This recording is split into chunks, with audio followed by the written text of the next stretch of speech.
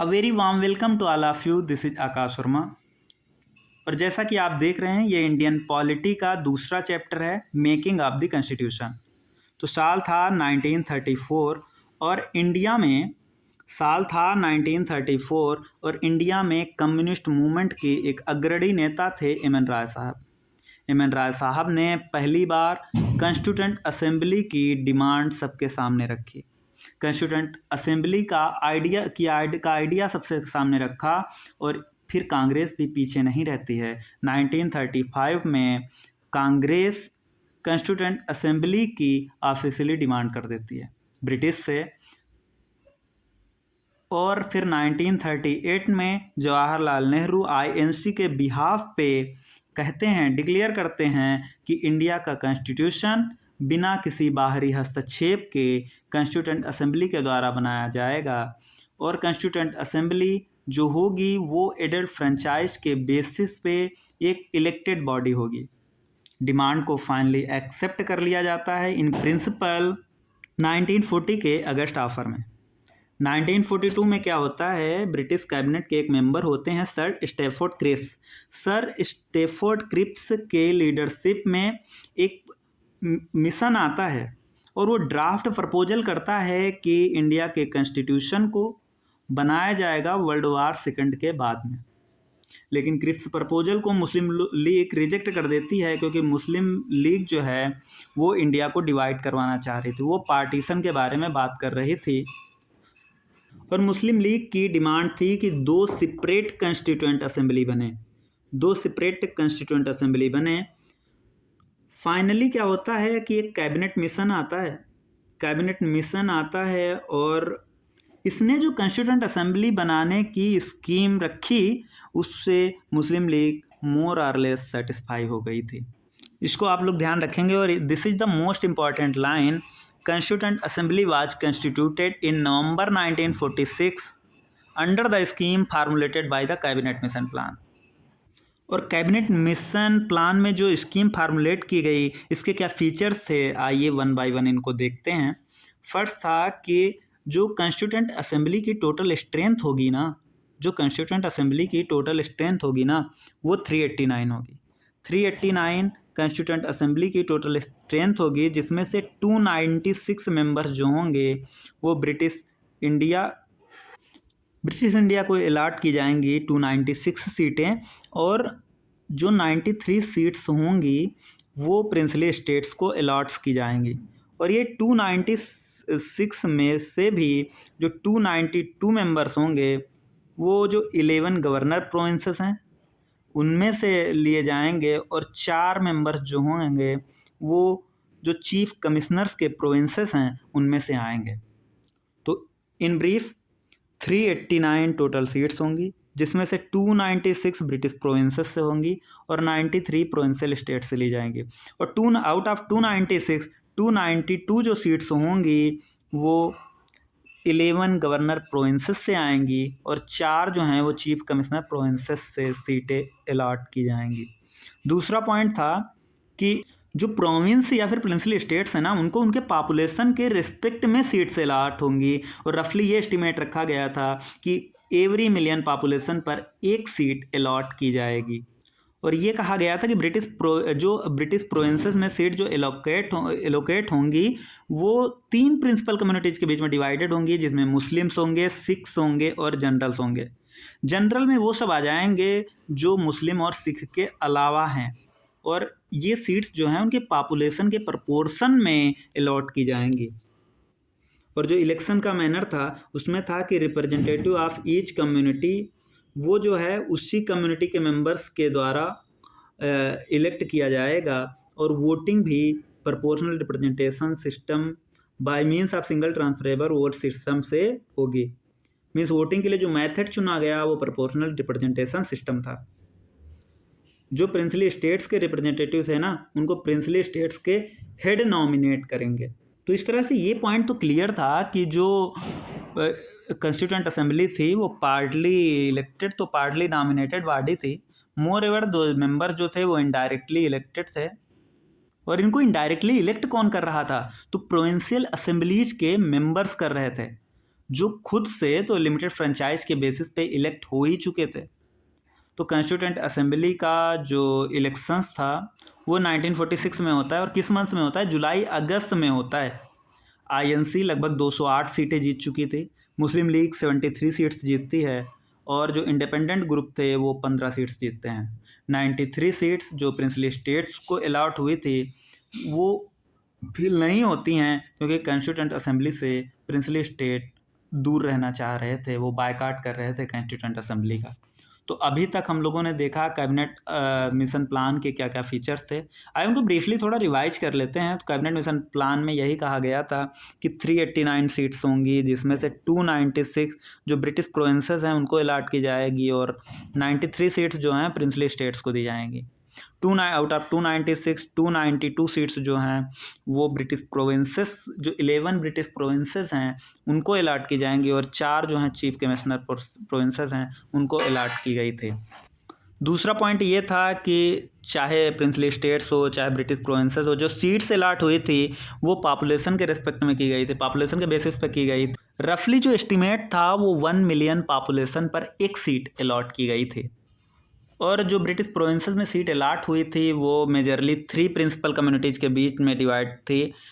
कौन कौन था? मुस्लिम थे, सिख थे और जनरल थे। जनरल में कौन कौन था? मुस्लिम और सिख के अलावा जो भी थे जनरल में थे। और सभी कम्युनिटीज़ के जो मेंबर्स थे उनको जो इलेक्ट किया गया था वो प्रोविंशियल असेंबली के इलेक्टेड मेंबर्स के थ्रू प्रोपोर्शनल रिप्रेजेंटेटिव सिस्टम का यूज करके उनको इलेक्ट किया गया था। और ये भी था कि जो प्रिंसली स्टेट्स के जो मेंबर नॉमिनेट किए जाने थे उनको कौन नॉमिनेट करेगा? प्रिंसली स्टेट्स के हेड्स नॉमिनेट करेंगे।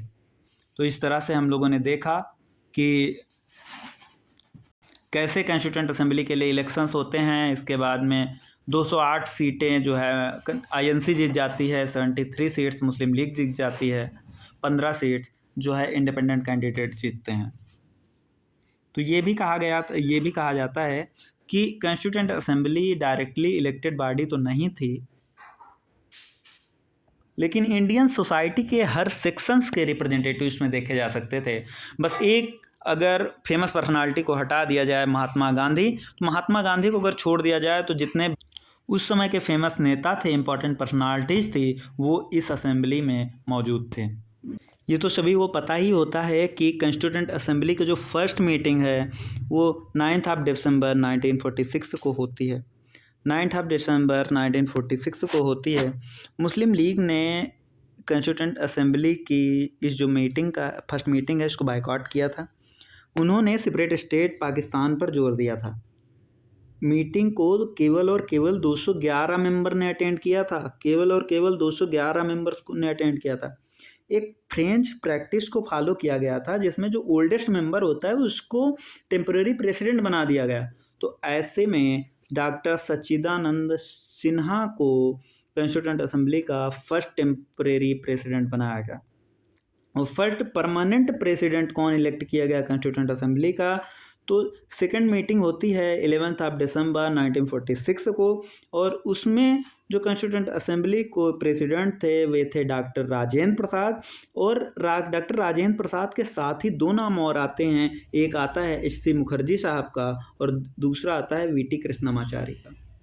इस तरह से देखें तो कॉन्स्टिट्यूएंट असेंबली के 2 वाइस प्रेसिडेंट बना दिए जाते हैं, वी.टी. कृष्णमाचारी, एच.सी. मुखर्जी। और 13 दिसंबर 1946 ये ऐतिहासिक डेट तो आप लोग जानते ही होंगे कि जवाहरलाल नेहरू ने इस डेट को ऑब्जेक्टिव रिजोल्यूशन मूव किया था असेंबली में। और इस ऑब्जेक्टिव रिजोल्यूशन में कॉन्स्टिट्यूशनल स्ट्रक्चर की जो फंडामेंटल्स थे, जो फिलॉसफी थी, वो जवाहरलाल नेहरू साहब ने सबके सामने रखी। फर्स्ट पॉइंट था कि कॉन्स्टिट्यूएंट असेंबली ये डिक्लेयर करती है कि वो इंडिया जो होगा वो एक इंडिपेंडेंट सोवरेन रिपब्लिक होगा। जो इंडिया की टेरिटरीज हैं वो British India, princely state, Indian state, princely state, वे पार्ट जो इंडिया के बाहर हैं या फिर जो टेरिटरी इंडिया को ज्वाइन करना चाह रही हैं, उन सबको मिला के एक इंडिपेंडेंट सोवरेन इंडिया बनेगा। और इंडिया जो होगा इन सबका यूनियन होगा। और जो ऊपर इन टेरिटरीज के बारे में कहा गया है, या तो वो प्रेजेंट बाउंड्री के साथ, या फिर जो कॉन्स्टिट्यूएंट असेंबली या कॉन्स्टिट्यूशन बाद में डिसाइड करे कि ये बाउंड्रीज होंगी, उन बाउंड्रीज के साथ ये एक ऑटोनॉमस यूनिट की तरह ऑटोनॉमस यूनिट की तरह इनका स्टेटस होगा, और इन रिसिडरी पावर इनके पास होंगे। उन पावर्स के अलावा सारी पावर्स इनके पास होंगी जो पावर्स सेंटर को दी जाएगी थ्रू कॉन्स्टिट्यूशन।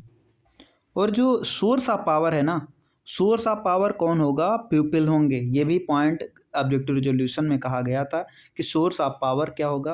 पीपल होंगे। तो अभी तक हम लोगों ने क्या देखा? अभी तक हम लोगों ने देखा कि जो इंडिया होगा वो इंडिपेंडेंट सोवरेन रिपब्लिक होगा, इंडिया इंडिपेंडेंट सोवरेन रिपब्लिक होगा, और वो इन सारी टेरिटरीज का एक यूनियन होगा। उसमें ब्रिटिश टेरिटरीज भी होंगी, इंडियन स्टेट्स, प्रिंसली स्टेट्स, जो इंडिया के आउटसाइड है, इंडिया की टेरिटरी है, इंडिया के बाहर है, या फिर जो स्टेट्स इंडिया को ज्वाइन करना चाहते हैं, उन सबको मिला के इंडिया यूनियन बनेगा। थर्ड पॉइंट ये देखा कि ये जो सेट टेरिटरीज हैं, ये जो टेरिटरी जो अभी कही गई, ये एक ऑटोनॉमस यूनिट की तरह काम करेंगी, और इनके पास वो पावर्स होंगी जो कॉन्स्टिट्यूशन डिसाइड करेगा। वो सारी रिसिडरी पावर्स होंगी जो कॉन्स्टिट्यूशन डिसाइड करेगा, यानी जो कॉन्स्टिट्यूशन यूनियन को देगा उसके अलावा जो भी पावर्स बचेंगी वो इनके पास ही रहेंगी। चौथा पॉइंट था कि सोर्स ऑफ अथॉरिटी के बारे में है कि सोर्स ऑफ अथॉरिटी जो होगा वो लोग होंगे, और इंडिया के सभी लोगों के लिए जस्टिस इंश्योर की गई, social, economic, political, equality of status, opportunity and before the law, freedom of thought, expression, belief, faith, worship, vocation, association and action, subject to law and public morality. ये guaranteed रखा गया इनको। ये भी था कि माइनॉरिटी जो बैकवर्ड हैं या ट्राइबल एरियाज हैं, डिप्रेस्ड, और जो भी बैकवर्ड क्लासेस हैं उनको एडिक्वेट सेफगार्ड प्रोवाइड किया जाएगा। ये भी था कि जो रिपब्लिक ऑफ इंडिया है उसकी टेरिटरी की इंटीग्रिटी को बनाए रखा जाएगा, और इंडिया के सोवरेन राइट्स ओवर लैंड, सी, एयर, इनको मेंटेन रखा जाएगा। और last but not the least कि इंडिया वर्ल्ड में पीस बनाने के लिए और मैनकाइंड की वेलफेयर के लिए अपना योगदान देता रहेगा। तो ये हम लोगों ने कुछ बेसिक थीम देख ली कि ये जो ऑब्जेक्टिव रिजोल्यूशन का क्या मोटिव था, या फिर क्या क्या इन सब चीज़ों में इसमें किन किन चीज़ों के बारे में बात की गई। तो पहला ये देखा गया, तो आइए ब्रीफली इसको रिवाइज कर लेते हैं। एक पॉइंट ये था कि इंडिया वर्ल्ड पीस और वेलफेयर ऑफ मैनकाइंड के लिए काम करेगा।